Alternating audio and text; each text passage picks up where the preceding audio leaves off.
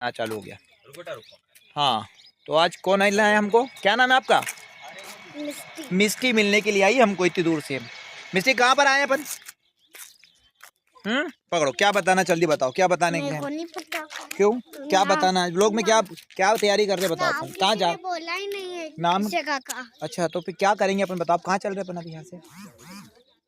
अपन park चल रहे क्या? पार्क में क्या क्या देखना है, चलो आ जाओ।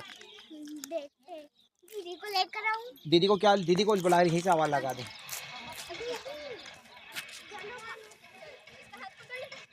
तो आज मिस्टी आई है, मिस्टी को आज हम पार्क घुमाएंगे।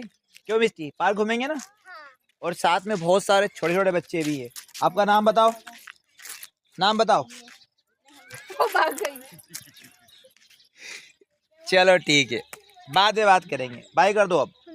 और क्या करना चाहिए अगर वीडियो अच्छा लगा हो तो? Like and subscribe and comment करें। Thank you.